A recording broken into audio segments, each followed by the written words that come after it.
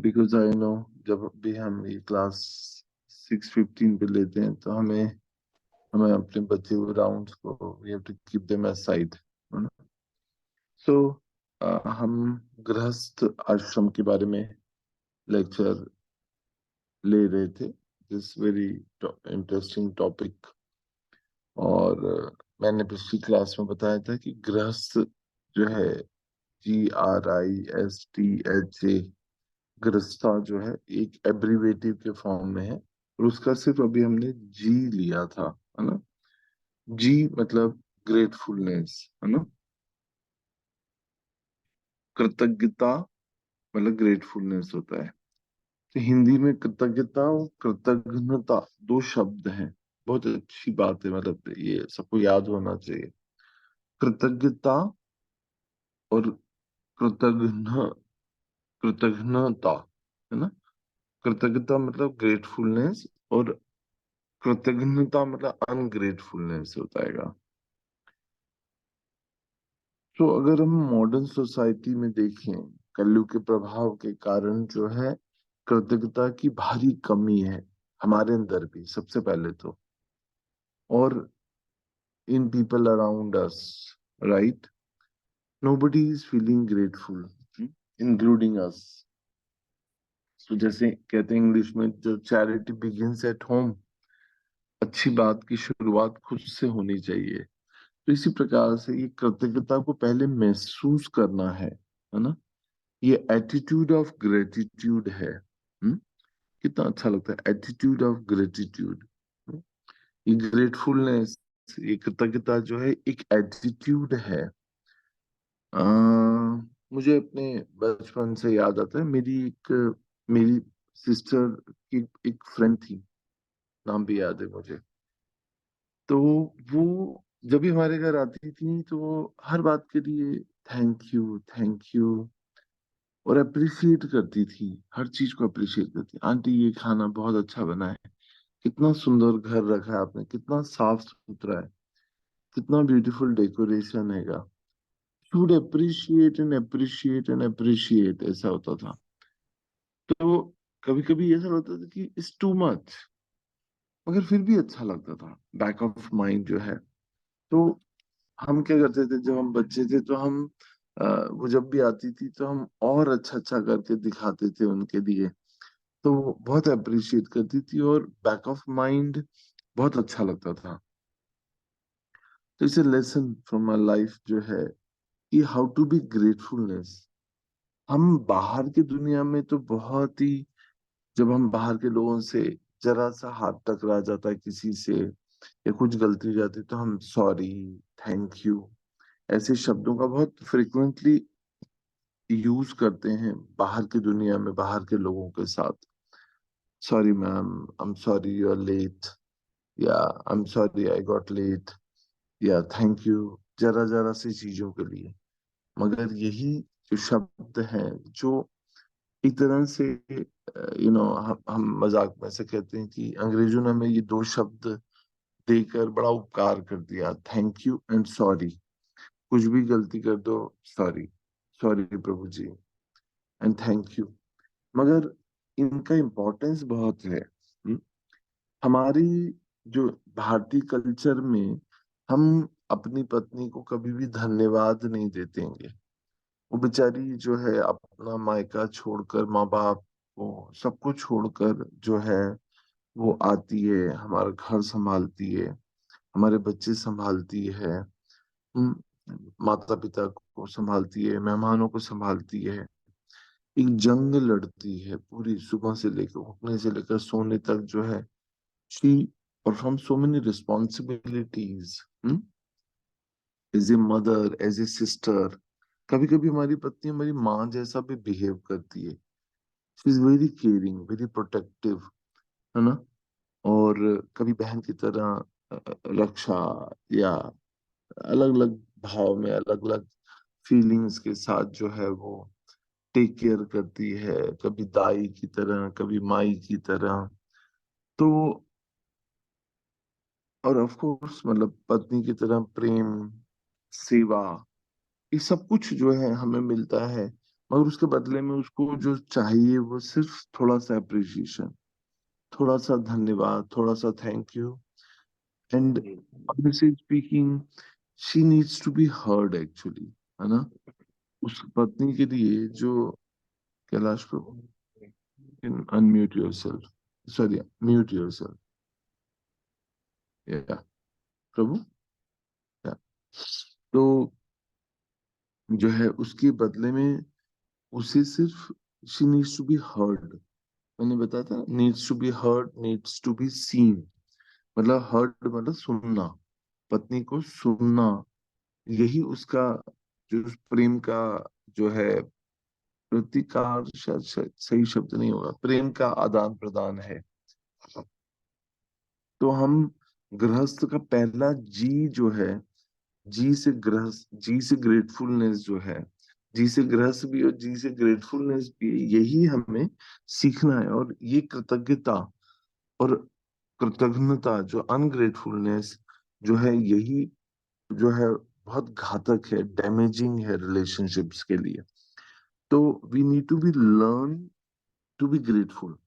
अगर हमारा ये बचपन से ये हमारा संस्कार नहीं है, ये हमारे माता पिता ने ऐसा अपने खुद के जीवन से एग्जाम्पल नहीं सेट किया कि how to be grateful to your life partner and to the people around you, those who are helping you to become more Krishna conscious, है ना। अगर ये नहीं सिखाया है तो इसको आर्टिफिशियली कल्टीवेट किया जा सकता है, और उसके लिए बहुत डीप जाने की जरूरत है, थोड़ा सा भी। जैसे हम देखते हैं कि जब हमारी लाइफ में या मतलब उसको कितने अलग अलग एंगल से इस ग्रेटफुलनेस को एक्सप्लेन किया जा सकता है, मैं वही सोच रहा था। पहले थोड़ा सा गृहस्थ आश्रम के बारे में बताऊंगा, फिर जो है इन जनरल भक्ति, भक्ति में ग्रेटफुलनेस का क्या इंपॉर्टेंस है उसके बारे में हम बात करेंगे। तो हमने पिछली बार वो एक बहुत सुंदर कहानी जो मेरे बहुत ही क्लोज टू हार्ट है, मैं उसका से जस्ट रिवाइज कर रहा हूँ कि कुछ लोग नए ज्वाइन किए, कि कैसे एक पति एक पति पत्नी जो है वो नाखुश रहते हैं, और एक साधु के पास जाते हैं और उनसे एक गाय ले आते हैं, फिर दूसरी गाय ले आते हैं, और फिर दोनों के कारण बहुत मैस हो जाता है घर में। गाय पहले पहले तो छोटा घर, उसके ऊपर उनके चार बच्चे, फिर उसकी उनकी सास, और फिर ऊपर से गाय। और गाय इतना गोबर और मूत्र करती है कि वो इतना मैसी हो जाता है। तो एक गाय छोड़ के साधु उसको दो गाय दे देता है, फिर दोनों गायों को हटा देता है वहां से, बोलते दोनों को वापस ले आओ। और हम फिर उनसे पूछता है कि कैसे हो आप, तो बोलते हैं बहुत मजे में। आप कोई दिक्कत तो नहीं? बोलते नहीं कोई दिक्कत नहीं, जगह की कोई कमी नहीं, नहीं बहुत जगह है। तो यही हमारी लाइफ की सिचुएशन है कि actually we are happy, but we bring more problems, and when the problems are removed, तब हमको लगता है कि this is happiness actually, right.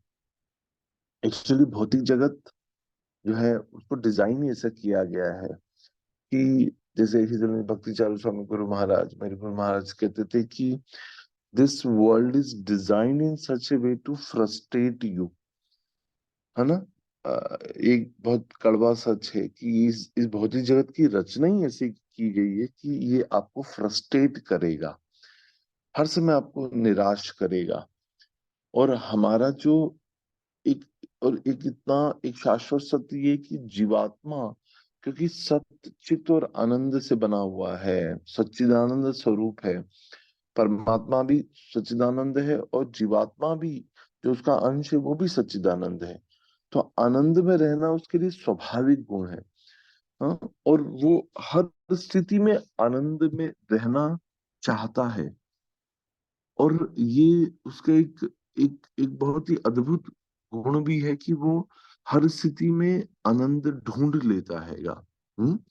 जैसे इसका एग्जाम्पल शास्त्र से आता है कि एक बार जो है इंद्र जो है, हम देखते हैं कि जो इंद्र है हेवनली प्लैनेट्स के राजा जो हैं, देवताओं के राजा या देवताओं के जो प्रधान है, इंद्र जो है वो he gets curse to become a pig, है ना। उनको एक श्राप मिलता है जिससे वो सुअर बन जाते हैं, और वो अपनी पत्नी सुअरनी, या मतलब जो उनकी वाइफ है सुअर वाइफ, सुअर मेल, सुअरनी वाइफ उनकी, और पिगलेट्स मतलब जो उनके छोटे छोटे बच्चे उनके साथ एक नाले में जो है दलदल में गंदगी में रहते हैं, और वो बहुत मजे में रहने लग जाते हैं। And Indra becomes very happy with his wife and piglets.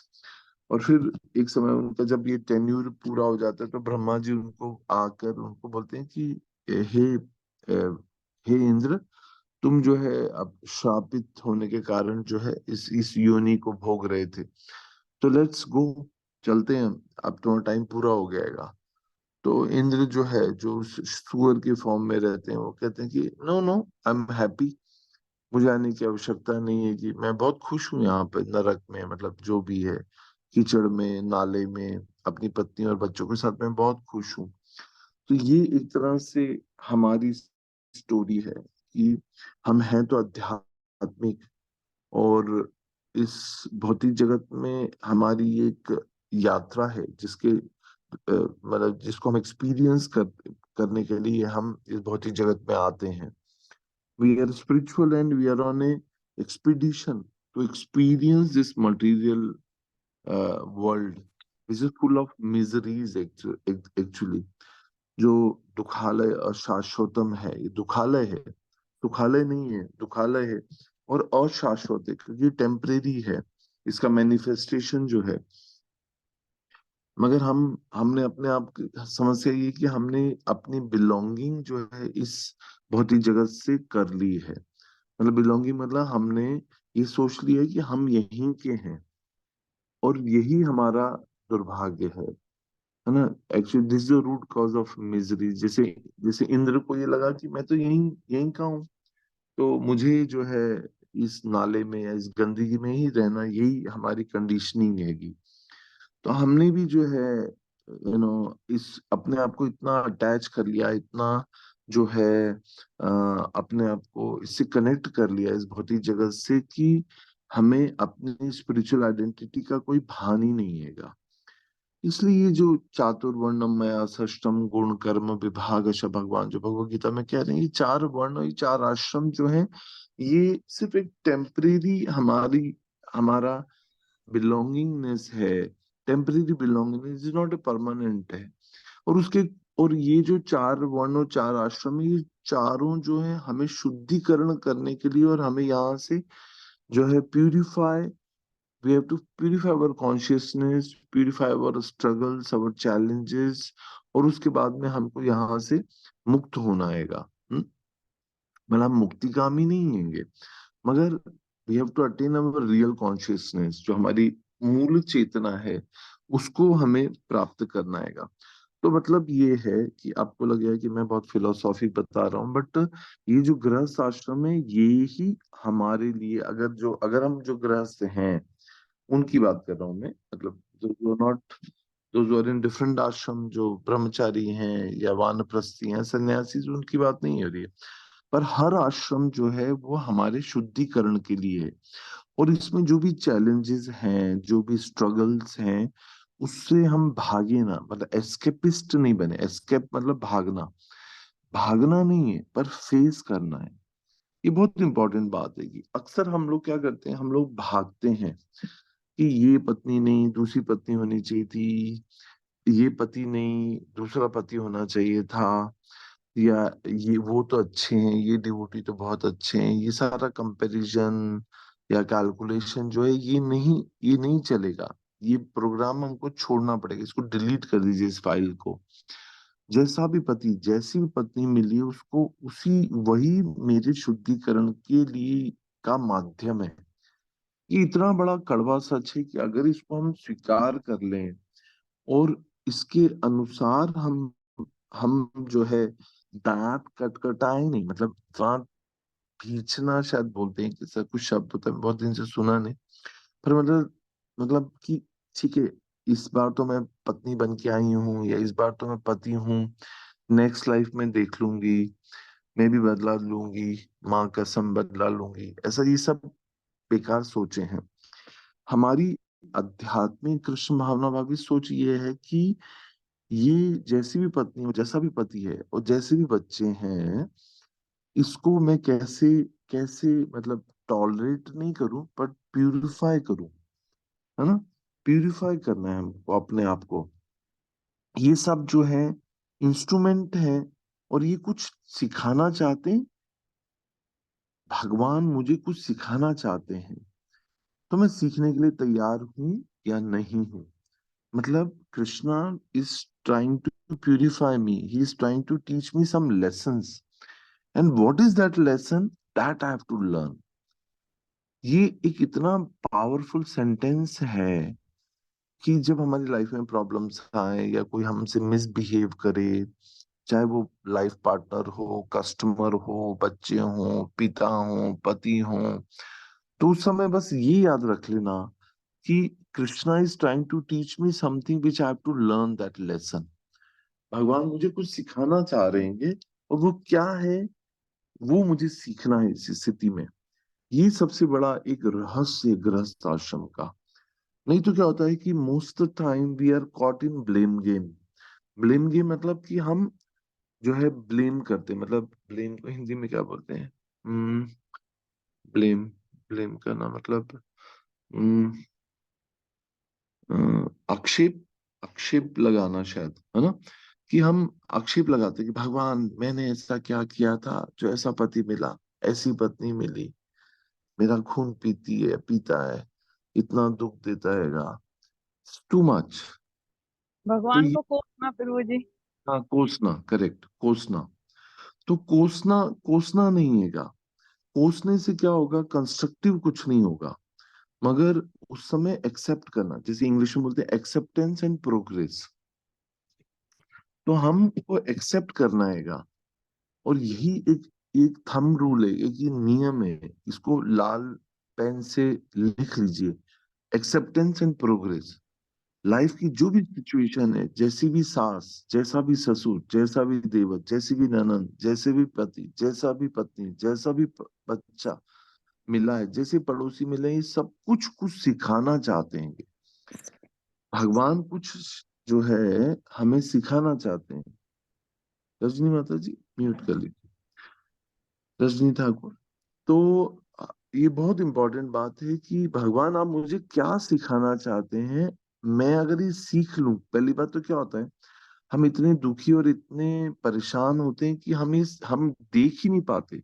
We are like blindfolded, हम अंधे हो चुके होते हैं इन समस्याओं में, कि हम देख ही नहीं पाते कि भगवान, एक तो हाथ, पहली बात भगवान का हाथ देखना अपने जीवन में, और उसके बाद में ये देखना कि भगवान आप मुझे क्या सिखाना चाहते हैं इस सिचुएशन में। या ऐसी पत्नी जो मुझे दुष्ट, मतलब जो मुझे दुख दे रही है, या पति जो दुख दे रहा है, उसमें मुझे वो क्या लेसन है।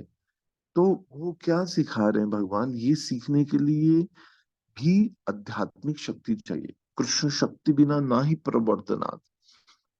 और जब हम हरे कृष्ण महामंत्र का जप करते हैं, तो चीजें यथावत हो जाती। कई बार लोग बोलते हैं कि जब मैं भक्ति नहीं करता था ना, तो लाइफ मजे में थी, मगर जब से मैंने भक्ति ली है, कृष्ण भक्ति ली है, तब से मेरी समस्याएं बहुत बढ़ गई हैं। पर एक्चुअली इवन मैं अपनी लाइफ में देखता हूँ कि मैं जब कृष्ण कॉन्शियस में आया था, तो मेरी माता जी ऐसे कभी कुछ ज्यादा विरोध नहीं किया उन्होंने। थोड़ा सा कंसर्न उनका अब मतलब यही था कि भाई वैराग्य ना आ जाए, पत्नी बच्चों को छोड़ के ना चले जाए, मतलब हर सभी का, वन एंड ऑल सभी पेरेंट्स का एक ही कंसर्न रहता हैगा।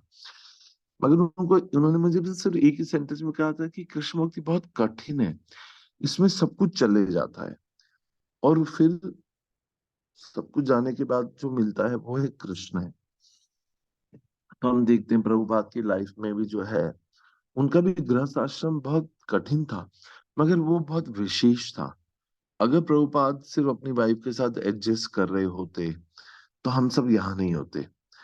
तो उन ऐसे जो आचार्य हैं, उनका जो भी अपनी पत्नी, शायद रजनी देवी उनकी वाइफ का नाम था, या माता का नाम तो पता नहीं, एग्जैक्ट याद नहीं आ रहा। तो जो है जो है वो उनको जो है चाय, टी और मी करके जो है चाय की पत्ती के लिए भगवत गीता जो है भेज देती हैं, और प्रभुपाद जो है डिसाइड कर लेते हैं कि अब मुझे जो है घर छोड़ना आएगा, और अब मैं जो है हायर पर्पस के लिए I will sacrifice my life. तो एक तरह से समझना होता है कि मतलब ऐसे आचार्यों से हम अपनी लाइफ की तुलना नहीं कर सकते, क्योंकि यदि प्रभुपाद नहीं होते तो आज हम लोग सब यहाँ नहीं हो रहे होते, हम लोग सब शायद सो रहे होते, या क्रिकेट खेल रहे होते, या टीवी देख रहे होते, या कुछ और मुक्तापूर्ण कोई कार्य कर रहे होते।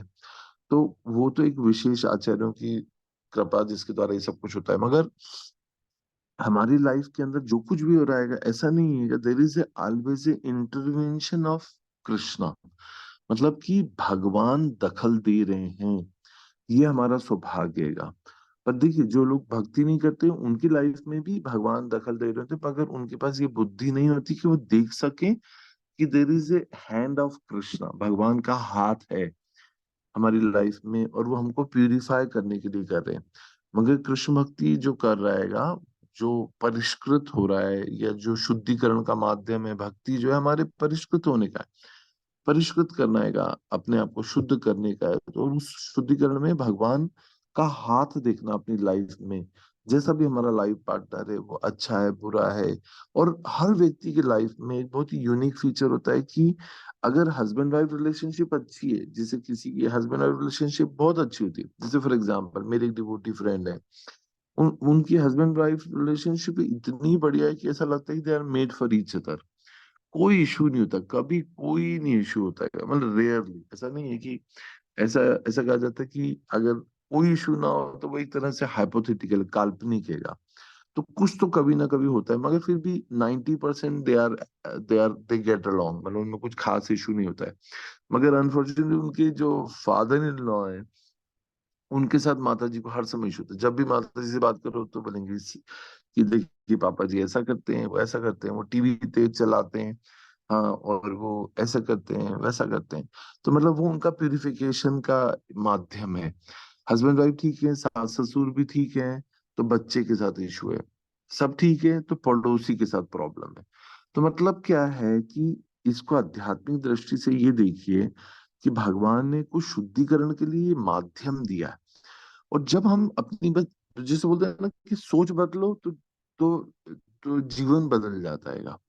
और सोच ही बदल दो कि भगवान, ये जो पड़ोसी है, या जो मेरी वाइफ है, या जो मेरा हस्बैंड है, या जो मेरे बच्चे हैं, या जो मेरी इन लॉज हैं, ये सब मेरे शुद्धिकरण के लिए बने हैं। और कुछ भगवान मुझे सिखाना चाहते हैं और मैं सीख नहीं रहा हूँ, कई जन्मों से मैं सीख नहीं रहा हूँ, इसलिए मेरी लाइफ में ये सारे इश्यूज भगवान बार बार लाते हैं। एक बहुत सुंदर बात ये है कि भगवत गीता से हमें समझ आता है कि if you solve the problem of your life, जिसे जैसे एग्जाम में, आपको पता है, जब हम फर्स्ट क्लास में होते हैं तो जो हम फर्स्ट क्लास की एग्जाम पूरी कर लेते हैं, पास हो जाते हैं एग्जाम में, तो भगवान, मतलब जो भी स्कूल टीचर है, प्रिंसिपल हमको सेकंड क्लास में प्रमोट कर, सेकंड से थर्ड, थर्ड से फोर्थ। मगर हम देखते हैं कि हमारा क्वेश्चन पेपर बहुत कई जन्मों से है इस लाइफ में जो सेम ही रहता है। और उसका कारण ये था क्योंकि हमने जो शुद्धिकरण का जो माध्यम है, या जो जो क्वेश्चन पेपर है, उसको हमने सॉल्व ही नहीं किया, हमने कभी समझने की कोशिश नहीं की कि भगवान मुझसे क्या चाहते हैं, या कौन सा, जो ये जो अगर मैं ये जो भगवान मुझे सिखा रहे हैं वो है टॉलरेंस, पेशेंस, हाँ, ये ग्रेटफुलनेस, ये सारी क्वालिटीज भगवान मुझ में कल्टीवेट करना चाहते हैं। और उसके द्वारा जो है मैं परिष्कृत होऊंगा, शुद्ध होऊंगा, और तब भगवान मुझे प्रमोट करेंगे अगले चैलेंज के लिए। फिर और नया चैलेंज आएगा, और फिर नया चैलेंज आएगा, और इस तरह से फिर हम एक दिन क्वालिफाई हो जाएंगे to go back home, back to godhead. क्योंकि जो आध्यात्मिक जगत है, जो जो गोलोक धाम है, वो शुद्ध धाम है, वो शुद्ध चेतना का धाम है। तो जैसे मैं बोलता हूँ कि मैले मैले पाँव लेकर, या गंदे पाँव लेकर, गीले कपड़े लेकर माँ या पत्नी भी जो है घर में प्रवेश नहीं करने देना चाहती, करने देती, तो भगवान के आध्यात्मिक जगत में हम कैसे शुद्ध चेतना को पाए बिना कैसे जा पाएंगे। तो इसलिए बहुत जरूरी है कि हम इन सारे ऑब्स्टिकल्स को, भगवान को उसके लिए आक्षेप ना करें, या ब्लेम ना करें, या दोषारोपण ना करें, मगर ये सोचें कि भगवान ने मेरी लाइफ में कुछ शुद्धिकरण के लिए ऐसा हस्बैंड, ऐसी वाइफ, ऐसे बच्चे, ऐसे सास ससुर, ऐसे पड़ोसी जो है ये दिए, और ये मैं इनसे शुद्ध कैसे हूं ये मुझे सीखना है। तो इसका पहली शुरुआत जो गृहस्थ आश्रम में हमने की थी वो थी ग्रेटफुलनेस से, कृतज्ञता से। या और या मैं जस्ट याद कर रहा हूँ कि मैंने क्या बोला था। मैंने कुछ नोट से भी बोला था, इसलिए याद है मुझे। या तो मैं कह रहा था कि ल- एक दूसरे के प्रति कृतज्ञ होना, जैसे जो हम शब्द यूज करते हैं थैंक यू एंड सॉरी, इसको फ्रिक्वेंटली अपनी लाइफ और वाइफ के साथ भी यूज किया जाए। मतलब सिर्फ बाहर के लोगों के साथ नकली ना रहा जाए, पर वाइफ को भी जो है अप्रिशिएट किया जाए, है ना। और फिर मैंने बताया था कि ग्रेटफुलनेस जो है अपनी वाइफ के प्रति हम बोलेंगे I am very grateful to you for making this good sabzi. तो ये बड़ा आर्टिफिशियल लगेगा, मगर उसका प्रैक्टिकल जो एप्लीकेशन है वो है कि उसकी मेहनत को अप्रिशिएट डेफिनेटली करना। कभी कभी फोन करके बोलना कि हाँ आज सब्जी बहुत अच्छी बनी थी, या ये आइटम या डिश बहुत अच्छी बनी थी। पर उससे भी इम्पोर्टेंट है, शायद वो भी थोड़ा नकली लग सकता है, बट कभी कभी कहा जा सकता है, या आपके चेहरे की संतुष्टि, स्माइल, आपका प्रेम जो है उसका सबका जो है वो that needs no words, right. उसके लिए कोई शब्द की आवश्यकता नहीं है। पर मैंने जैसे कहा कि उसका सबसे बॉटम एप्लीकेशन ये है कि हम उसे सुने, है ना। उसको सुनना जो है वो सबसे बड़ा जो है वो उसकी कृतज्ञता है ना। तो मैंने पिछली क्लास में एक बहुत इंपॉर्टेंट पॉइंट कहा था कि जो माताएं होती हैं, जो स्त्रियां होती हैं, जो पत्नी है, उसका जो वुमेन बाय नेचर जो है उनकी साइकोलॉजी जो है वो प्रोसेस ओरिएंटेड होती हैं, और मेंस आर गोल ओरिएंटेड। ये बहुत ही इंपॉर्टेंट बात है, क्योंकि अगर हम ये नहीं समझेंगे तो हम सुनने के लिए तैयार नहीं होंगे। मोस्ट ऑफ द टाइम हम बोलते हैं, वाइफ जब कुछ कहानी सुनाती है तो वो बहुत लंबी सुनाती है। जैसे मैं साड़ी लेने गई, और फिर जो है फिर मैंने वहां पहुंची, फिर वहां से बहुत लॉन्ग स्टोरीज जो है औरतें नरेट करती हैं, है ना। This by woman by nature. अब मेंस आर गोल ओरिएंटेड, अब उनको तो बस शॉर्ट में सुना कि ठीक है तुम गई ले आई, दिखाओ कितने की आई, कितने का बिल लेगा, कितना खर्चा किया। हाँ, mens are usually like goal oriented. हाँ ठीक है ले लिया तो पसंद है ना, चलो तुम खुश हो ना, संतुष्ट हो ना। नहीं नहीं नहीं, एक्चुअली मैं गई, फिर वहां पे ये मैंने रंग देखा, फिर मुझे वहां नहीं मिली, फिर मैं राजवाड़ा गई, फिर राजवाड़ा पे ये दुकान पे गई, फिर वहां पे फिर मैंने ये कलर देखा, फिर ये तो मेरे पास था, ये नहीं था। ऐसे ऐसे लाइक करके बहुत लंबी लंबी बातें जो है। पर mens are like mens usually lose their patience, है ना। उनको इतना लंबी कहानियां मतलब एक तरह से टॉर्चर की तरह होता है। मगर अगर जो है अगर आपके पास ये कृतज्ञता है तो आप उसको बहुत पेशेंटली सुन सकते हो। और या मतलब she is also in a way, Krishna is teaching you to be patient, to be tolerant, right. Tolerance मतलब बहुत ऐसे दांत भिजा के जो टॉलरेट नहीं करना है, पर उस सब का आधार जो है वो कृतज्ञता है। ठीक है ना, सुन लो ना उसको, उससे खुशी मिलती है। साड़ी लाने की खुशी नहीं है पर उसकी पूरी जो प्रोसेस है वो उसको संतुष्ट करती है। मगर जो मेंस आर गोल ओरिएंटेड, है ना, पुरुषों को जो है अल्टीमेट बस एंड रिजल्ट चाहिए होता है। That's their psychology. तो मैंने कई बार मैं अपनी क्लासेस में बोलता हूँ कि एक अच्छा लवर, एक अच्छा जो प्रेमी होता है वो वही होता है जो बहुत पेशेंट लिसनर होता है। और हम सभी जो है मतलब विवाह के पहले बहुत पेशेंट होते हैं, बट शादी के बाद when we take our spouse for granted, जब हम उस रिश्ते को बहुत सस्ते में ले लेते हैं, रिश्ते को सस्ते में ले लेते हैं, तो फिर क्या होता है कि हम जो है ये सारी कृतज्ञता चली जाती है।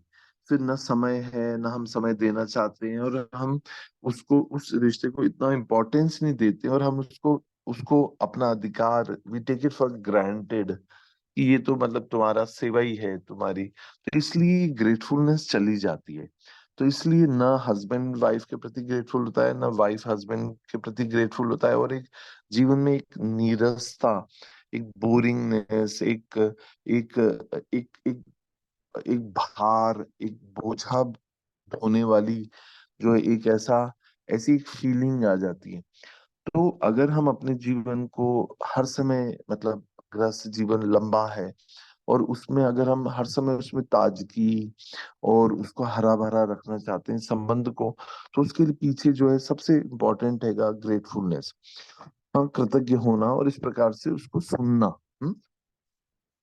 और मैंने कई बार पहले भी शायद कहा होगा कि ये जो नीड टू बी हर्ड है, हाँ, और नीड टू बी सीन है, ये बहुत ही इम्पोर्टेंट प्रिंसिपल्स है ना।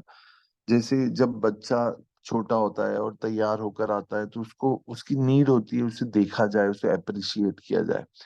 और वही नीड जो है एक तरह से कंटिन्यू रहती है। जैसे फॉर एग्जाम्पल, माता जी जो है हर्ट ना हो, बट जब माता जी साड़ी पहनती है, तैयार होती हैं, तो अक्सर जो है पूछती हैं, हाउ एम आई लुकिंग, मैं कैसी लग रही हूँ, मैं कैसी दिख रही हूँ। आपने देखा कभी भी पुरुष नहीं पूछते कि मैं कैसा लग रहा हूँ।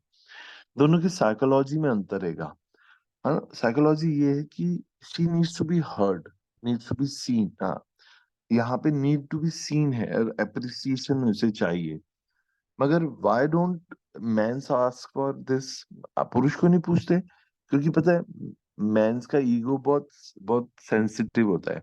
उनको अगर ऐसा बोल दिया जाए ना कि बताओ, अगर आदमी पूछे कि मैं कैसा लग रहा हूँ, और उसको अगर ऐसा बोल दिया जाए कि अच्छे लग रहे हो, बहुत अच्छे लग रहे हो, पर थोड़ा पेट निकल रहा है आपका, तो उनको बहुत हर्ट हो जाता है।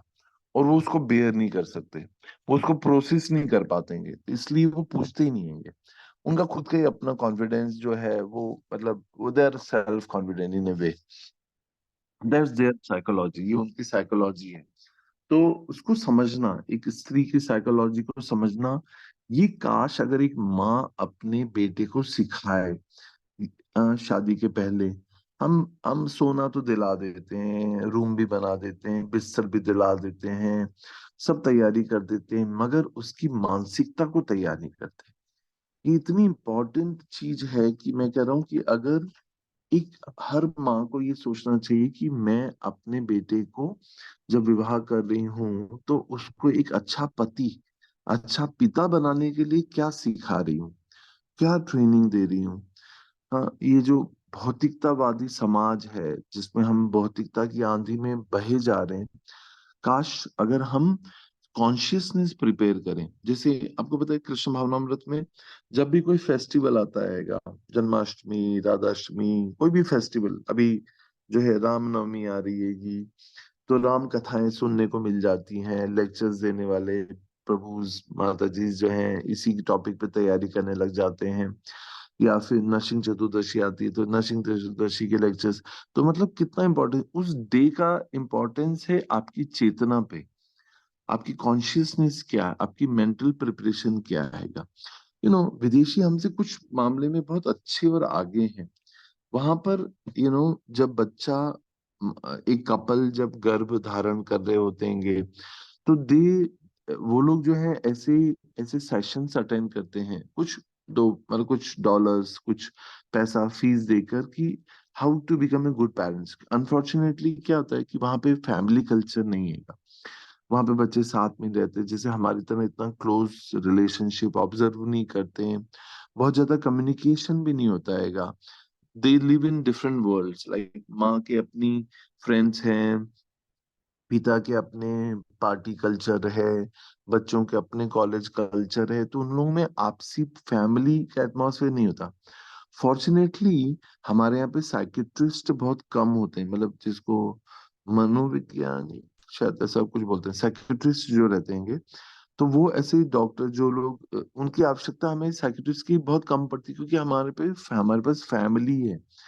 फैमिली सिस्टम में हमें दादा दादी, नाना नानी, बड़े पापा, ताया जी, ये सब जो है काउंसलिंग करते रहते हैं हमारी। वो सही गलत अलग बात है कि उनकी सोच के अपनी, पर हमारे पास अगर हम भक्तों के रूप में देखें, तो हमारे पास गुरु हैं, मेंटर्स हैं, है ना, शिक्षा गुरु हैं, दीक्षा गुरु हैं, और पूरा परिवार है पूरा।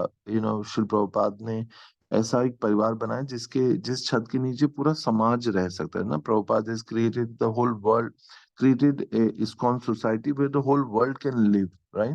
तो इस प्रकार से हमें हेल्प करने वाले बहुत सारे लोग हैं। तो हमें इस प्रकार की कोई भी काउंसलिंग की आवश्यकता होती है, they are ready to help. तो ये जो मैं कह रहा था कि उसमें वाइफ को ये सोचना चाहिए कि अगर अगर वो धैर्यवान है कि वो मुझे ध्यान से सुन सकते हैं, या पूरी मेरी कहानी साड़ी लाने की सुन सकते हैं, तो ठीक है। नहीं तो ये सारी कहानी जो है, क्योंकि क्योंकि हम जब बोलते हैं, जैसे माता जी, इसकी जो साइकोलॉजी है, या तो मैं बात साइकोलॉजी कर रहा था कि द विमेन बाय नेचर उनकी क्या साइकोलॉजी है, या what is the man's psychology, या एक एक माँ को अपनी अपनी बेटे को या बहू को ही सिखाना चाहिए कि इसका स्वभाव कैसा है, इसे क्या अच्छा लगता है, क्या अच्छा नहीं लगता है। अगर ये माँ उसको सिखाए, या पत्नी को पति को उसकी मतलब आने वाली जो पत्नी है उसके बारे में, उसकी या वुमेन बाय नेचर कैसी होती है, क्या उनको संतुष्ट करता है, क्या उनको खुश करता है, ये सब सिखाए, तो मतलब this world can be a happy place to live, right. मगर हम देखते हैं अनफॉर्चुनेटली, दुर्भाग्य के कारण, एक्चुअली जो माँ इतनी खुशी खुशी से बेटे का विवाह करती है, मगर वो एक तरह से उसे बसने भी नहीं देती है। ये एक बहुत ही कड़वा सच है कि उसको, उसके पीछे भी उसकी एक साइकोलॉजी है। और साइकोलॉजी है उसका अधिकार, उसका आधिपत्य, उसका पोजीशन, उसकी जो मतलब वो विवाह तो करती है पर उसको रिलीज नहीं करती है ये। मतलब पत्नी को जो है पति का बनने नहीं देती हैं कई माएं, या अपने अधिकार के ऊपर अधिकारों का हनन समझती है। वो ऐसा सोचती है कि she has a right over the son या हस्बैंड जो है, उसके मतलब उसका जो पति है, जो बेटा है, उसके ऊपर उसका अधिकार वो रिलीज नहीं करती, छोड़ती नहीं है। और उसको वो अधिकार अपनी पत्नी को नहीं देती है, मतलब उसकी बहू को नहीं देती है। आप समझ रहे होंगे मैं जो मैं कह रहा हूँ। तो उसके कारण जो रहता है कि there is so much of struggle, so much of tension, so much of challenges comes. हर व्यक्ति को ये, एक माँ को, एक एटलीस्ट कृष्ण भावना भावित माताओं को ही समझना चाहिए कि विवाह उस बच्चे की खुशी के लिए कर रहे हैं हम। तो उसको पूरी तरह से खुश होने के लिए हम उसको ट्रेन करें, उसको उसको उसकी वाइफ की साइकोलॉजी, वुमेन साइकोलॉजी के बारे में बताएं। वाइफ को हस्बैंड उसके बेटे की को क्या अच्छा लगता है, इसकी साइकोलॉजी को ट्रेन करें, सिखाएं। और उनको निकट आने दें, उनके संबंधों में उनको जो है और प्रेम मतलब बढ़ाएं, और अपने आप को रिलीज करें, उससे मुक्त हों, अपने आप को विड्रॉ करें, है ना, उनको निकट आने दें। और मगर जब ये अधिकारों की प्रॉब्लम होती है तो उसके कारण जो है बहुत सारी जो है समस्या आती हैं। फिर जैसे मैं बता कि ये जो पूरी कहानियां हैं, जो प्रोसेस ओरिएंटेड वुमेन है, वो सारी कहानियां वो अपनी फ्रेंड्स के साथ कर सकती हैं, क्योंकि औरतों की गॉसिप में उन्हें मजा आता है। It's a part of their nourishment, है ना, एक तरह से उनको संतुष्ट करता है, उनको उनको नर्चर करता है।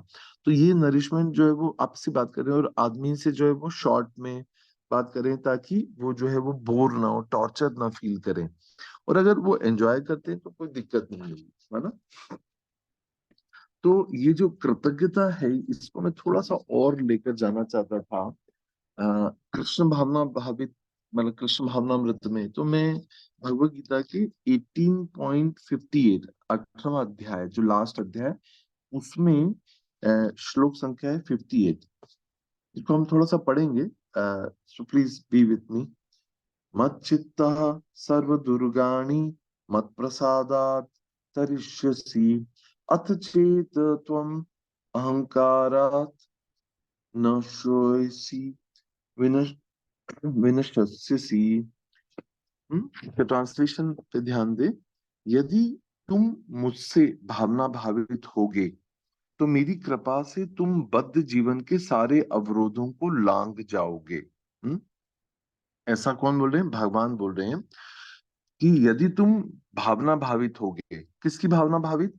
कृष्ण भावना भावित होगे, तो मेरी कृपा से तुम बद्ध जीवन के सारे अवरोधों को लांग जाओगे। हमारी हमारी प्रॉब्लम का सॉल्यूशन भगवान यहाँ पे बता रहे हैं कि मेरी कृपा से, किसकी कृपा से? भगवान कृष्ण की कृपा से तुम बद्ध जीवन के सारे अवरोधों को लांग जाओगे, सारे ऑब्स्टिकल्स को जो है तुम लांग जाओगे। किससे?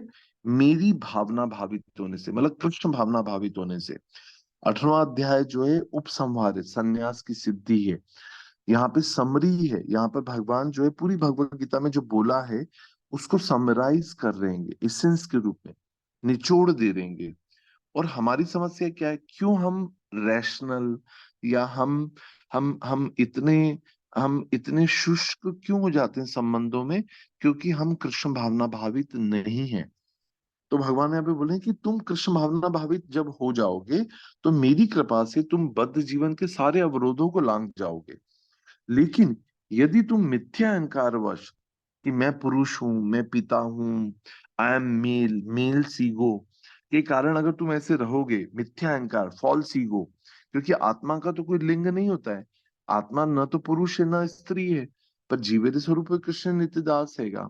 पर ये जब हम हमारे संबंधों में जो जो जो सारी टकराहट है, सारा घर्षण जो है, सारी चिंगारियां इसलिए निकलती है क्योंकि हमारा मिथ्या अहंकार है। मैं सास हूँ, मैं पति हूँ, मैं पति हूँ, मैं पिता हूँ, मैं ससुर हूँ, ये सारे फॉल्स ईगो हैं। ये सारी उपाधियों से विनिर्मुक्त होना है हमें। लेकिन यदि तुम मिथ्या अहंकारवश ऐसी चेतना से में कर्म नहीं करोगे और मेरी बात नहीं सुनोगे तो तुम विनिष्ट हो जाओगे। देखिए कितनी साफ साफ, मतलब भगवान साफ साफ बोल रहे हैं यहाँ पर। मत चित्त सर्व दुर्गानी, मत चित्त मतलब अपनी मति जो है उसको मुझ में निवेश करो, मतलब कृष्ण भावना भावित करो हो। अपने चित्त को, मत और चित्त, मेरी चेतना, मत मतलब मेरी, है ना, एक मति भी है और चित्त भी है, तो मेरी चेतना जो है उसको कृष्ण भावना भावित होने के लिए भगवान यहाँ पे कह रहे हैं। तात्पर्य को जल्दी से पढ़ लेते हैं। पूर्ण कृष्ण भावना भावना भावित व्यक्ति अपने अस्तित्व के लिए कर्तव्य करने के विषय में आवश्यकता से अधिक उद्विग्न नहीं रहता। पूर्ण कृष्ण भावना भावित व्यक्ति अपने अस्तित्व के लिए कर्तव्य करने के विषय में आवश्यकता से अधिक उद्विग्न नहीं रहता। जो मूर्ख है वह समस्त चिंताओं से मुक्त कैसे रहे, यह बात को नहीं समझ सकता। जो व्यक्ति कृष्ण भावनामृत में कर्म करता है, भगवान कृष्ण उसे घनिष्ठ मित्र बन जाते हैं। देखिए, जैसी भी स्थिति हो, जहां भी हम हैं, हमको बस भगवान को अपना मित्र बनाना है, कृष्ण भावना भावित होना है। तो जो व्यक्ति कृष्ण भाव में कर्म कर रहेगा वह भगवान उसके घनिष्ठ मित्र बन जाते हैं। वे सदैव अपने मित्र की सुविधा का ध्यान रखते हैं, और जो मित्र 24 घंटे उन्हें प्रसन्न करने के लिए निष्ठापूर्वक कार्य करने में लगा रहता है, वे उसको आत्मदान कर देते हैं। आत्मदान मतलब कि भगवान उसके हो जाते हैं। मतलब क्या हुआ, मतलब ये है कि we have to become Krishna conscious. हमें जब हम कृष्ण भावना भावित होते हैं तो हम देखते हैं कि जो है, या तो हम जो भी कार्य कर रहे हैं, जैसे मैं अगर अपनी पत्नी के साथ झगड़ा करता हूँ या उससे अच्छे से बात नहीं करता, तो अगर मैं कृष्ण भावना भावित रहूंगा तो मैं क्या सोचूंगा, will that please Krishna, no. तो मुझे उससे अच्छे से बात करनी है, उससे कृतज्ञता महसूस करनी है, वो पिता के साथ, पड़ोसी के साथ। हर समय बस एक ही प्रश्न अपने आप से पूछिए, will that please Krishna, will that please my गुरु। अगर मेरे गुरु महाराज सामने बैठे होते, कुर्सी पे सामने बैठे होते, तो क्या मैं अपनी पत्नी से ऐसे चिल्लाकर बात कर सकता था? क्या मैं बर्तन फेंक सकता था? क्या उसके सामने चीख सकता था कि आज सब्जी अच्छी नहीं बनी, नमक नहीं डाला, इतनी सारी शिकायतें? क्या मैं ऐसा कर सकता था? नहीं। बस एक्चुअली जो lack of Krishna consciousness is the root cause of problem. और ये बात ध्यान रखना, यहाँ पे जो भगवान कह रहे हैं कि भगवान हमारे मित्र हैं, सुहृद हैं, परमात्मा के रूप में हर समय दृष्टा अनुमंता है, सैंक्शन भी कर रहे हैं और ऑब्जर्व भी कर रहेंगे। वे सदैव अपने मित्र की सुविधा का ध्यान रखते हैं। जो मित्र 24 घंटे उन्हें प्रसन्न करने के लिए निष्ठापूर्वक कार्य में लगा रहता है, वे उसको आत्मदान कर देते हैं, अपने आप को दे देते हैं। अतएव किसी को देहात्म बुद्धि के मिथ्या अहंकार में नहीं बह जाना चाहिए। और ये सारे हम क्यों करते हैं, सारा टेंट्रम? क्योंकि हम फॉल्स ईगो, क्योंकि हम भगवान का हाथ नहीं देख पाते, हम भगवान को अपनी लाइफ में देख ही नहीं पाते। उसे झूठे नहीं, उसे झूठे झूठे ही यह नहीं सोचना चाहिए कि वह प्रकृति के नियमों से स्वतंत्र है या कर्म करने के लिए मुक्त है। वह पहले से कठोर भौतिक नियमों के अधीन है। हम जब भी ऐसा करेंगे हम प्रकृति के नियमों से और अधिक बंधते जाएंगे, मतलब प्रॉब्लम्स और बढ़ेंगी। तो हमें क्या करना है, हमें कृष्ण भावना भावित होना है। लेकिन जैसे ही वह कृष्ण भावनामत होकर कर्म करता है, वह भौतिक दुश्चिंताओं से मुक्त हो जाता है। मनुष्य को यह भली भांति जान लेना चाहिए कि जो कृष्ण भावनामत में सक्रिय नहीं है, वह जन्म मृत्यु रूपी सागर के भंवर में पड़कर अपना विनाश कर रहा है। कोई भी बद्ध जीव यह सही सही नहीं जानता कि क्या करना है। कोई भी व्यक्ति जो है अपना इलाज नहीं कर सकता, डॉक्टर कभी भी अपना इलाज नहीं कर सकता, डॉक्टर को इलाज करने के दूसरे डॉक्टर के पास जाना पड़ता है। तो यही बात यहाँ पे कि कोई भी बद्ध जीव चाहे कितना भी इंटेलिजेंट क्यों ना, वो इस भव सागर से निकल नहीं सकता है। और क्या नहीं करना हैगा, क्या नहीं करना है, लेकिन जो व्यक्ति कृष्ण भावनाभावित होकर कर्म अंतर में करता है, वो कर्म करने के लिए मुक्त है, क्योंकि प्रत्येक किया हुआ कर्म कृष्ण द्वारा प्रेरित और गुरु द्वारा पुष्ट होता है। तो हम जब इस प्रकार से इन ग्रेटिट्यूड, जो हम अभी और आगे, तभी तो शुरुआत ही है, इन इन प्रिंसिपल्स को हम जब याद रखकर अच्छे से व्यवहार करेंगे अपने पत्नी के साथ, बच्चों के साथ, पति के साथ, तो ये हमारे शुद्धिकरण का माध्यम होगा, और दिस विल प्लीज कृष्णा। और हम कंप्लेन मोड्स में नहीं जाएंगे कि भगवान कैसा पति दिया, कैसी पत्नी दी, कैसे बच्चे दिए, कैसे सास ससुर दिए। तो ये एक्चुअली ये जो शिकायती हमारा जो जो एटीट्यूड है, ये हमारे लिए दुख का कारण बनता है। मगर इसके विपरीत चेतना का परिवर्तन, कि एटीट्यूड ऑफ ग्रेटिट्यूड जब हम रखेंगे कि भगवान जरूर आप मुझे कुछ सिखाना चाहते हो, मैं सीखने के लिए तैयार हूँ, मुझे बताइए कि मैं क्या आप चाहते हैं, मुझे क्या सिखाना चाहते हैं। मैं सच बोल रहा हूँ कि मैं आज तक स्ट्रगल कर रहा हूँ कि जब हम इस भंवर में फंस जाते हैं ना, तब हम इतने अंधे हो जाते हैं, मतलब अपने मिथ्यांकार के कारण, एंगर के कारण, लस्ट, एंगर, ग्रीड, सब अनर्थों के कारण, कि हम देख ही नहीं पाते। तो ऐसी स्थिति में हमको भगवान के सामने हाथ जोड़ के ये प्रार्थना करनी चाहिए कि भगवान आप मुझे क्या सिखाना चाहते हैं, ये या मेरी पत्नी मेरे साथ इस तरह से व्यवहार कर रही है, या वाइस वर्सा, पति मेरे साथ इस तरह से व्यवहार कर रहा है, तो ये मुझे क्या सिखाना है। तो एक्चुअली हम बहुत सुंदर बात ये कि मैं कल भी किसी डिवोटी से बात कर रहा था, तो मैं बोल रहा था कि मतलब जो ना, एक बहुत अच्छा इंसिडेंस कि एक डिवोटी के बारे में दूसरे डिवोटी ने कुछ कहा, तो वो उनके प्रति बहुत डिफेंड कर रहा था, मतलब वो सोचा कि अच्छा, he is the root cause of problem, है ना। तो उनसे जो है, उनको वो इंस्ट्रूमेंट मान रहा था कि ये जो है मेरी निंदा कर रहे। मैंने कहा नहीं, तुम सोच बदलो, जीवन बदलो। सोच ये बदलो कि ये व्यक्ति जो है, ये भगवान ने मुझे भेजा है, ये मुझे अपना अंतःकरण देखने का मौका दे रहेगा, ये मुझे ये बता रहा हैगा, जिसे बोलते हैं ना, निंदक नीरे राखी आंगन कुटी छबाए।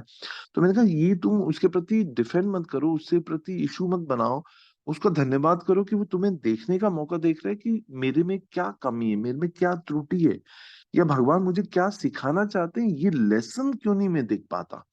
और उसको देखने के लिए भी कृपा चाहिए, इसके लिए गुरु और वैष्णव की कृपा चाहिए। भगवान प्रसन्न हो कि भगवान, मैं सचमुच मैं अपने अंदर सुधार लाना चाहता हूँ, मैं अपने आप को परिष्कृत करना चाहता हूँ, क्योंकि मैं भगवान आपके धाम आना चाहता हूँ।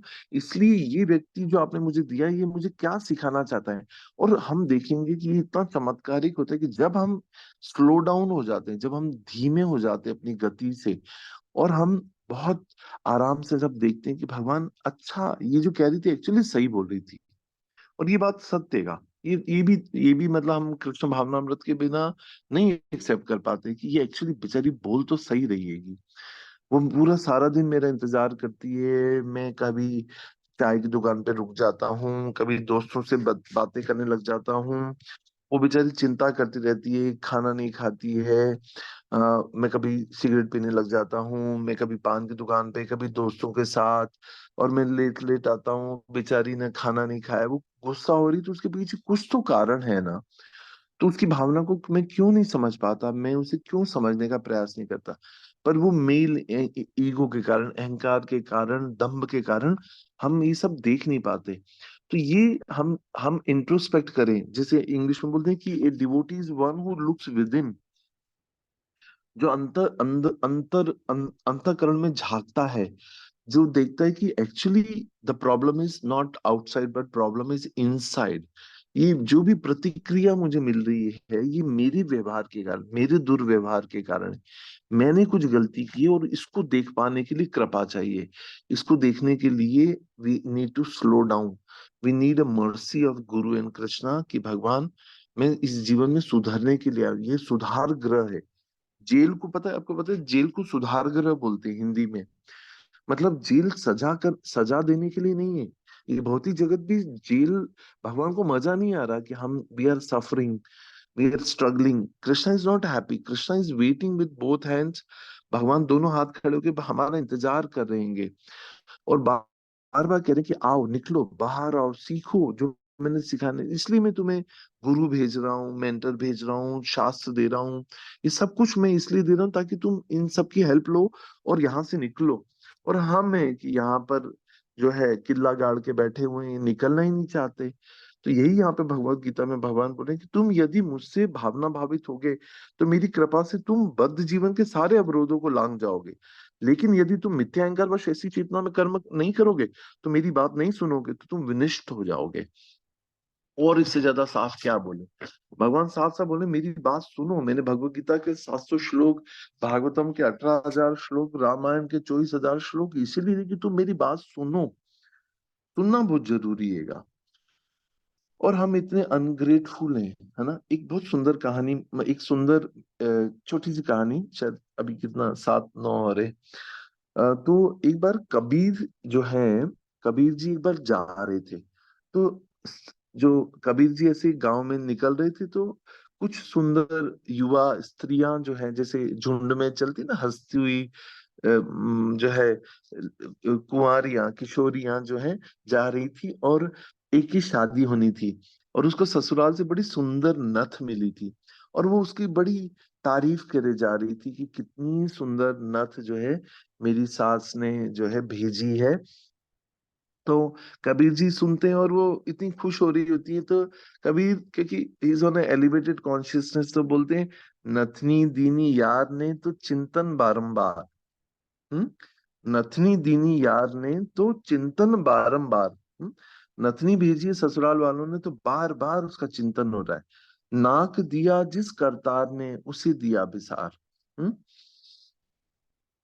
तो जिसने नाक दी, अगर नाक नहीं होती तो नथनी का क्या मतलब है। तो ये कृतज्ञता, एक्चुअली कृतज्ञता की आवश्यकता है हमें कि जिसने नाक दिया, अगर नाक ना हो तो नथनी कहीं पहनी जा सकती है क्या। तो ये हमारी स्थिति है, इसलिए हमें कृतज्ञ होने की बहुत आवश्यक है। और ये जो है हमें सीखना है ना। मेरे टीचर कहते हैं कि gratitude is the seed of love. इसको अंडरलाइन कर दीजिए। प्रेम का बीज है कृतज्ञता। अगर हम हमारे भारतीय माहौल में कोई थैंक यू और सॉरी नहीं बोलता हैगा, नहीं बोलते आज तक। कभी हमने अपने दादा दादी नाना नानी को किसी को थैंक यू बोलते हुए नहीं देखा होगा। मगर अगर कोई व्यक्ति, पति पत्नी, अगर अपने अपनी ड्यूटीज को अच्छे से निर्वाह कर रहे हैं, वो अपने कर्तव्यों को, तो वही प्रेम का बीज है। Gratitude is the seed of love.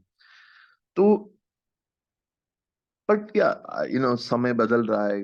आज जो है हमारी एक्सपेक्टेशंस ऐसी हैं कि हमें कोई धन्यवाद दे, हाँ, या फिर जो है, तो उसको समझते हुए जो है, why not these use this words, जिनको फ्रिक्वेंटली, अगर इससे हमारी संबंध सुधरते हैं, इसमें इवन लाइक भगवान भी जो है, भगवान भी प्रेम के आदान प्रदान में भगवत गीता में बोलते हैं कि how this gratitude is a seed of love, कि अगर आप कृतज्ञ हैं तो मुझे सेवा करो। देखिए, भगवान बोलते हैं ना भगवत गीता में, पत्रम पुष्पम फलम तो यो में भक्त्या प्रयच्छति। तो ये भक्ति मतलब प्रेम, प्रेम मतलब आदान प्रदान, गिव एंड टेक। और भगवान भी हमसे प्रेम का आदान प्रदान का जो है एक्सपेक्टेशन रख रहे हैं एक तरह से। भगवान तो हर समय देते ही है, वो तो दाताकार है एक तरह से। मगर फिर भी प्रेम का जो स्वभाव है वो है, उसमें आदान प्रदान है। It is not one sided, it is two way process है। और इसलिए भगवान बोले कि नहीं, I just need a little exchange of love.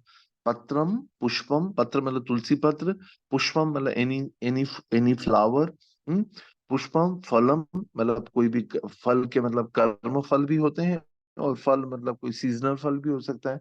तोयम मतलब पानी होता है, जल। जल का भी दो मतलब है कि आप भगवान के पास पानी का ग्लास रखो। और तोयम मतलब होता है कि आंसू, कि मतलब मुझे तुम्हारे आंसू भी चाहिए।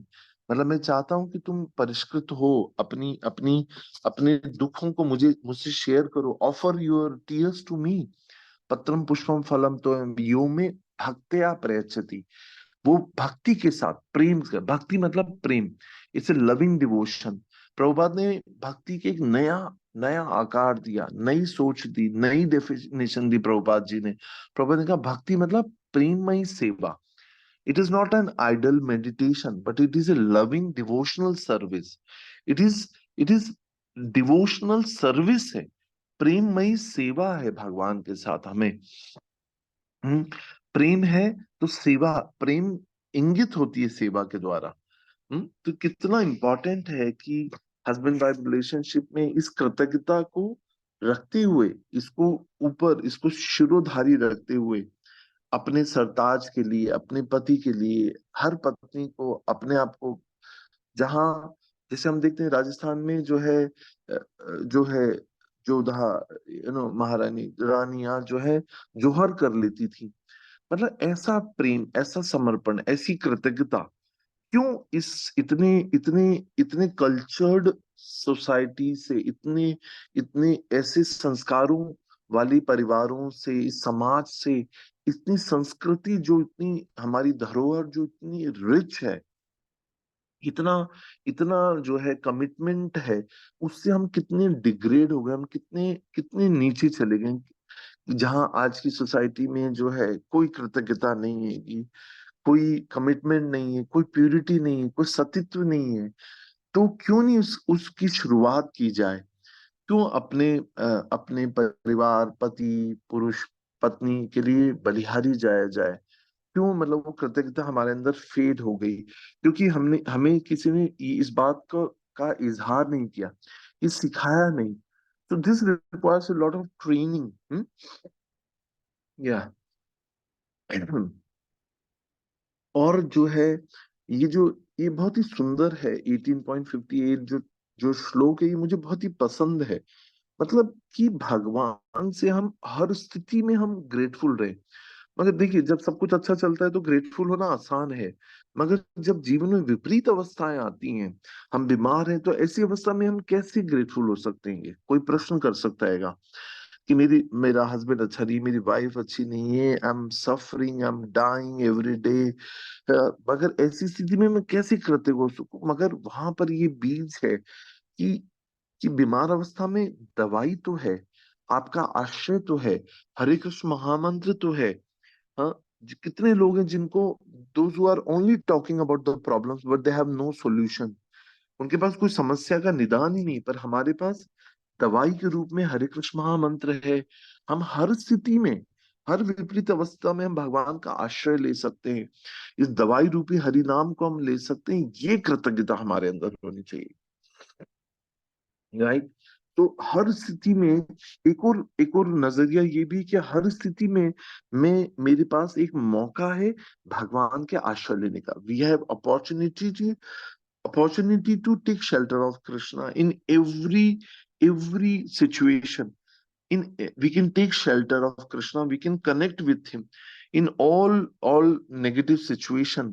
ये जो है, ये मौका जो है, यही भगवान यहाँ पे कह रहे हैं कि यदि तुम मुझ में भावना भावित होगे तो तुम मेरी कृपा से तुम बद्ध जीवन के सारे अवरोधों को लांग जाओगे।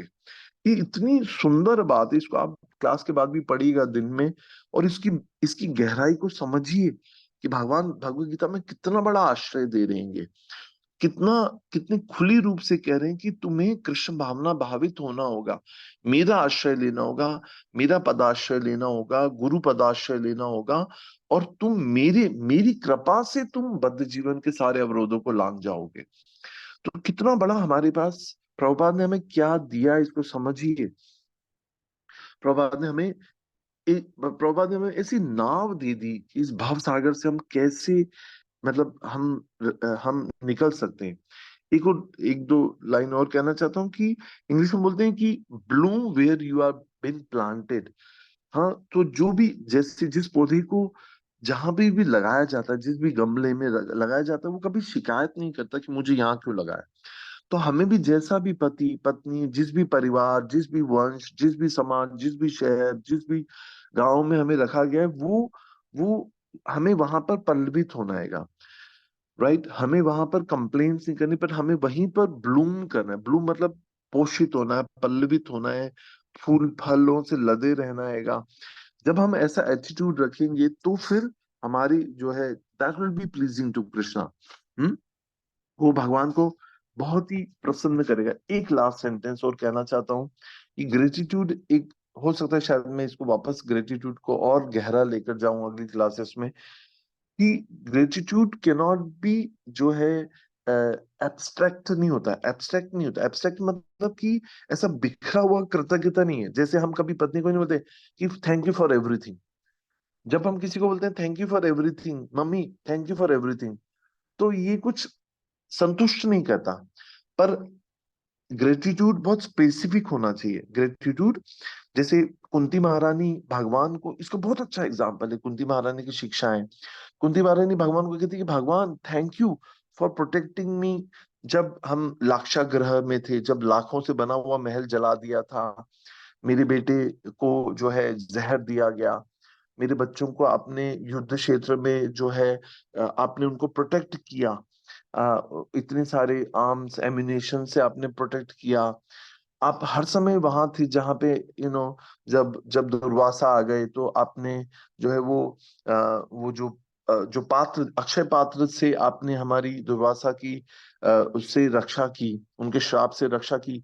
तो मतलब कि ग्रेटिट्यूड इज ऑल्सो स्पेसिफिक। ये बहुत इंपॉर्टेंट बात है।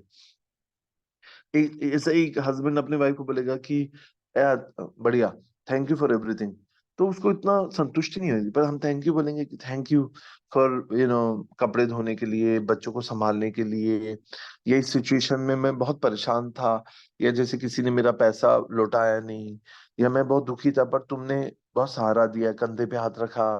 तो मतलब वेरी स्पेसिफिक होना चाहिए। आज सब्जी बहुत अच्छी बनी थी, तो या दाल में बहुत अच्छी बनी, इसका छोंक बहुत, इसमें खुशबू बहुत अच्छी आ रही थी, वो हींग की खुशबू मुझे बहुत पसंद है।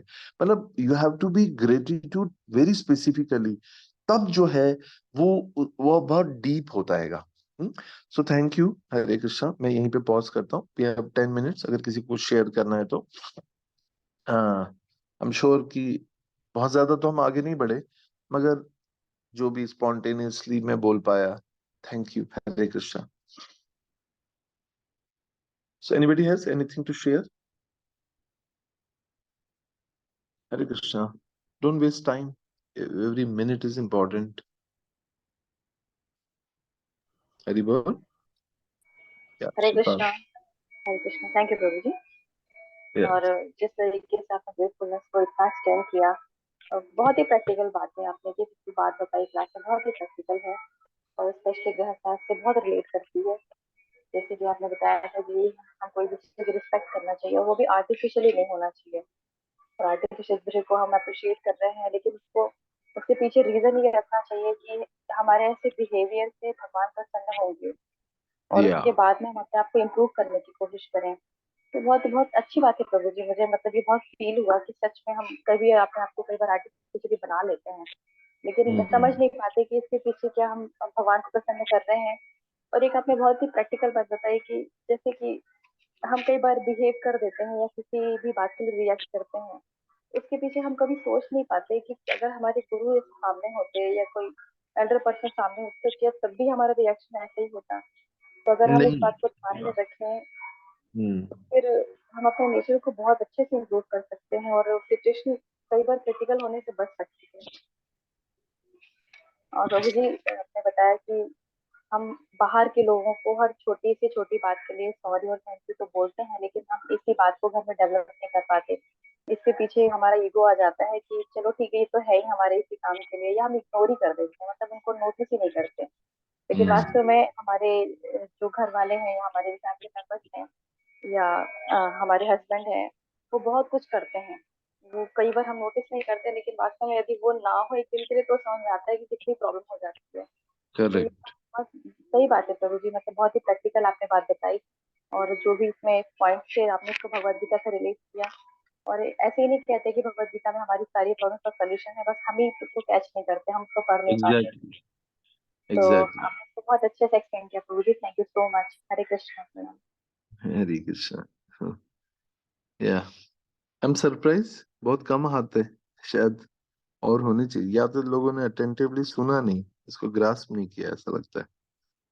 या शिवपाल, नहीं हरे समझ आई कृष्णा क्या प्रणाम क्या? प्रभु जी। हम्म। थैंक यू प्रभु। और प्रभु जी बहुत सारे पॉइंट शेयरिंग के हैं।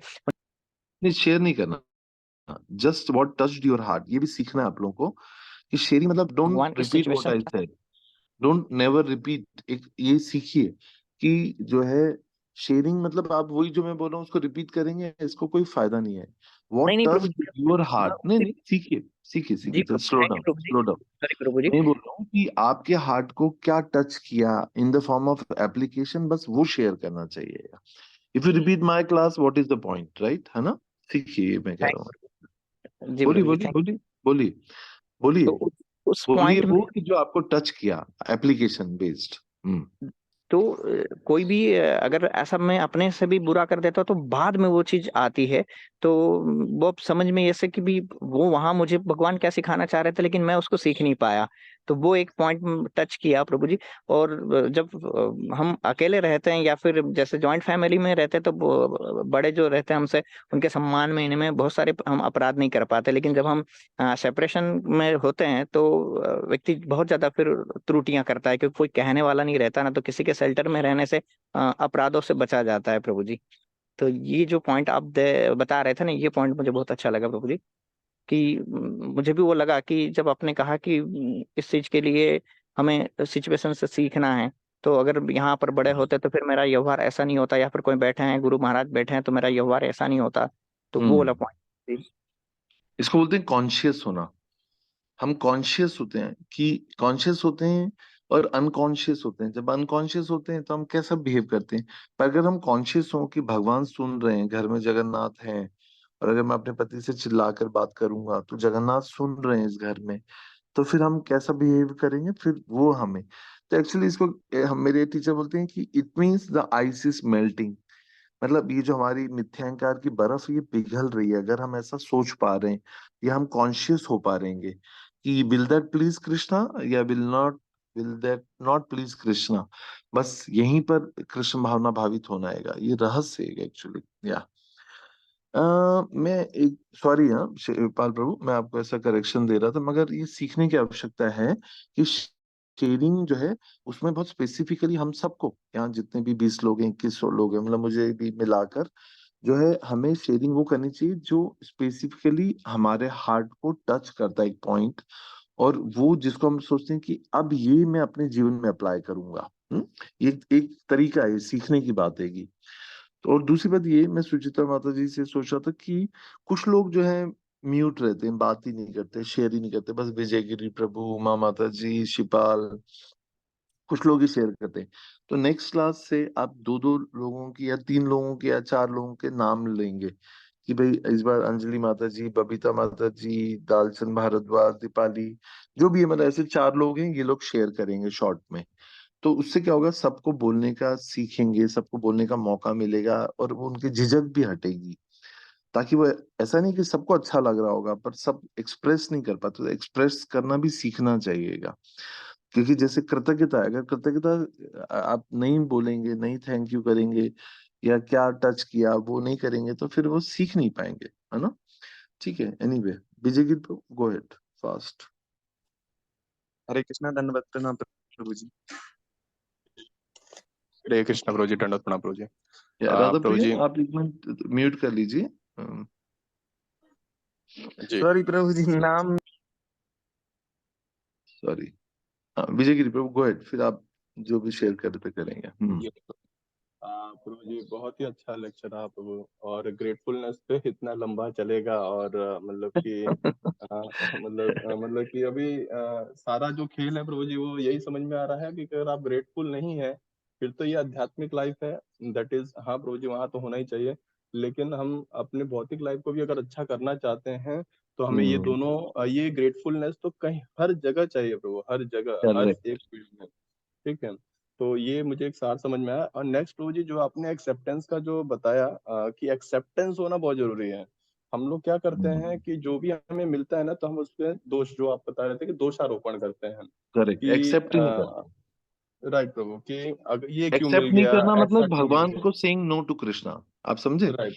ओके। सेम एक्सेप्ट नहीं करना मतलब भगवान को नकार देना हैगा।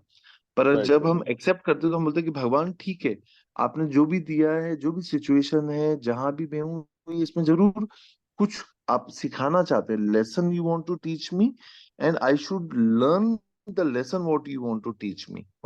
जो आप राइट। जो पार्ट सिखाना चाहते हैं वो मैं सीखने के लिए तैयार हूँ। This called as acceptance. या तो प्रभु जी वही मतलब कि हम अपने भी व्यवहार में देखते हैं या फिर बाहर लोगों के व्यवहार में भी देखते हैं कि ये सब कुछ दिया है भगवान ने, बहुत अच्छा दिया है, लेकिन वो कभी उसके प्रति ग्रेटफुल नहीं होते हैं। लेकिन जो दूसरी चीजें होती हैं उसको लेकर ना वो पूरा इश्यूज बनाए रखते हैं कि देखिए मेरे लाइफ में इतना मीन्स खराब चल रहा है, मेरी लाइफ कितनी खराब है, उसकी लाइफ देखो कितनी अच्छी है, वो कितना अच्छा है। तो अलग अलग करेक्ट। तरीकों से बात करते हैं। तो वो प्रभु जी बहुत जरूरी है इस चीज को समझना कि हम कैसे जो भी भगवान ने दिया हम उसको सही दिल से एक्सेप्ट करें। और उसको अगर वो नहीं है सही, जैसे अपने अपने प्रभुपाद जी का एग्जांपल दिया कि अगर वो नहीं था तो फिर प्रभुपाद जी ने उसको एज अ टूल यूज करके संन्यास तक गए और प्रीच किया, और उनकी वजह से आज हम एक ये सेशन अटेंड कर रहे हैं। अगर वो नहीं होते तो हम कुछ भी नहीं कर पाते। तो उन्होंने उस चीज को एक्सेप्ट किया, शुद्धिकरण हुई, और हमें भी वही करना चाहिए प्रभु जी। अगर कुछ भी ऐसा लग रहा है, नेबर्स अच्छे नहीं है, रिश्तेदार अच्छे नहीं है, या दोस्त भाई जो भी हैं अच्छे नहीं है, तो फिर उसको अपने प्यूरिफिकेशन के लिए यूज करना चाहिए Prabhu ji. Thank very you Prabhu good. जी, थैंक यू।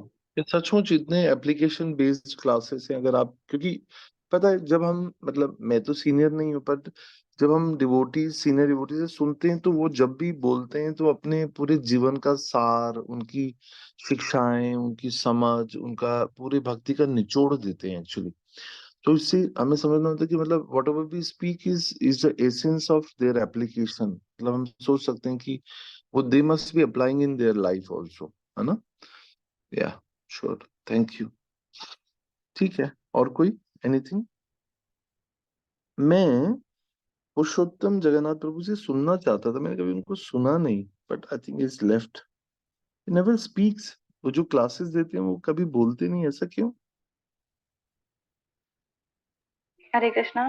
प्रभु जी उनका मतलब प्रभु जी का स्कूल टाइम 7 o'clock रहता है, तो प्रभु जी सेवन 7 o'clock o'clock में रहते? उससे लेफ्ट कर देते हैं। यस। ओह, तो वो 7 o'clock ओके तक हम क्लास लेते हैं, 6:30 to 7। फिर उसके बाद फिर प्रभु जी म्यूट होके मतलब ग्रुप में रहते हैं, लेकिन फिर बाद में वो छोड़ देते हैं बोलना है। ओके ओके ओके, ठीक है ठीक है। सो राधा प्रिया, प्रिया, राधा प्रिया का कुछ अनम्यूट हुआ था by mistake, you wanted to share something? Class समझ नहीं आया क्या डिवोटीज को? आई एम सरप्राइज्ड, आश्चर्य की बात है।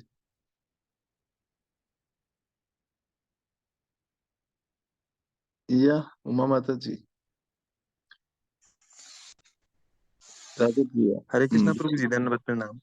या दंडवत प्रणाम।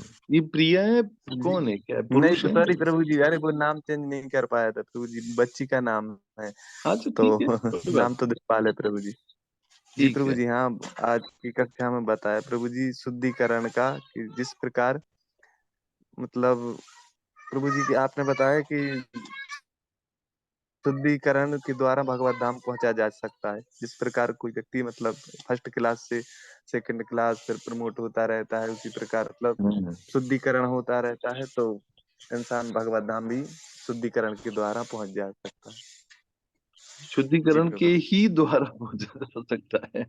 अगर हाँ शुद्धिकरण नहीं होगा तो हम भगवत धाम जा ही नहीं पाएंगे, ऐसा है। जी हम्म, जी। ठीक है।